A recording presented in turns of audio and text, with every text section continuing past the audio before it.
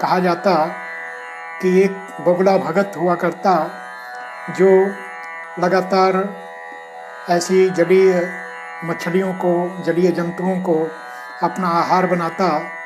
आयु के साथ जब वह कम सक्षम रहा, वह शिकार करने के लिए प्रस्तुत होता, किंतु उसकी चोंच के मछलियों तक पहुंचते ही मछलियां भाग जाती। ऐसे में उसने एक नई युक्ति सोची कि क्यों ना इन मछलियों को भ्रम में रखा जाए। एक दिन वह एक जलाशय के किनारे बैठकर रोने लगा।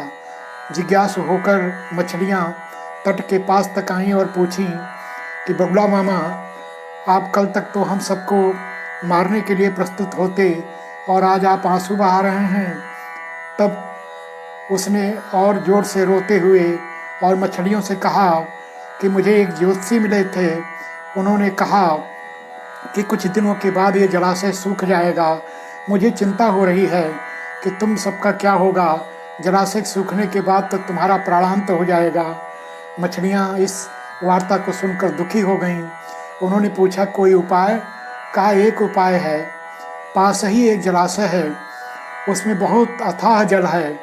यदि आप सब वहाँ पहुँच जाएं तो प्राण का कोई संकट नहीं। मछलियाँ कहीं कि हम तो जलीय हैं, हम स्थल या वायु मार्ग से तो जा नहीं सकते, तो क्या होगा?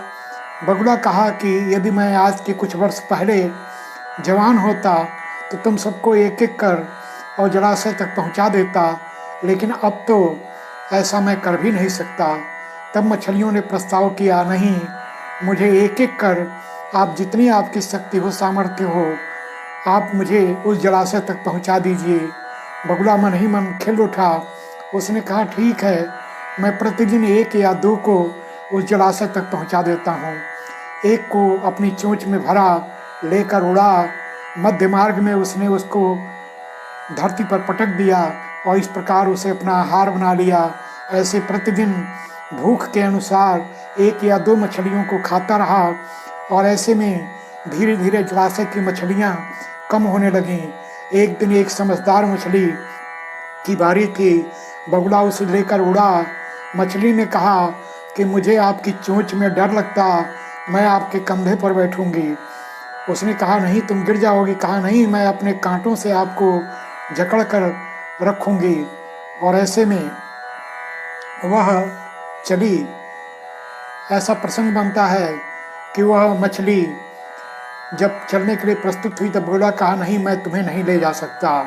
ऐसे में एक केकड़ा था। उस केकड़े ने कहा कि आज तो मेरी बारी है, आज मैं जाऊंगा। केकड़े को यद्यपि बगुला नहीं ले जाना चाहता था, लेकिन उसके रहस्य का उद्घाटन न हो जाए, ऐसे में वह मान गया और कहा, चलो, रोज मछलियाँ खाते, आज इन्हीं की बारी। तो वह केकड़े को जब लेकर चला तो वह मुँह में नहीं आ रहा था। ऐसे में वह गर्दन पर अपने टांगों से गर्दन को जकड़ कर बैठा और इस प्रकार वह उड़ चला। जब बगुला मध्य मार्ग में चला तभी केकड़े ने देखा कि कहीं मछलियों के बहुत सारे कांटे पड़े हुए हैं। उसने पूछा, बगुला मामा, यह आप क्या दिखा रहे हैं? कहा, चिंता मत करो, तुम्हारी भी यही दशा होगी। अभी बगुला उसे पटकता तब तक वह सावधान होकर उसके गले को दबा लिया और उन्हें मार डाला। और इस प्रकार खड़ी मार्ग से धीरे धीरे करके वह केकड़ा अपने जलाशय को पहुंचा। बाकी मछलियों को सावधान किया कि वह बगुला कोई अच्छी प्रवृत्ति का नहीं था। उसने हमारी आधी जलीय मछलियों को जाकर खा डाला और यदि वह बचता तो आप सबको ही अपना निवाला बना लेता। उस केकड़े की बुद्धि चातुर्य और बुद्धिमत्ता से जल की, जलाशय की बाकी मछलियां सुरक्षित रह गईं। ऐसे में यह सीख भी मिलती कि हमें केवल भावना का नहीं, अपने बुद्धि का प्रयोग करना चाहिए। जहाँ केवल भावना से चला जाता, वहाँ ऐसे संकट आते ही रहते हैं। ऐसे में अपनी बुद्धि का प्रयोग किया जाना चाहिए। दिल की बात सुने, लेकिन कुछ दिमाग का भी अनुसंधान करना चाहिए। यही हमारे जीवन में भी उपयोगी है। हम इस मार्ग पर चलें, हम भावना की, दिल की सुनें, लेकिन अपनी बुद्धि का प्रयोग भी करें। जो हमारी बुद्धि की कसौटी पर कसी जाए, ऐसी बातों को करें। यह इस कहानी की विलक्षण सीख है। जय श्री राम। यदि चर्चा अच्छी लगी हो तो चैनल को सब्सक्राइब करें।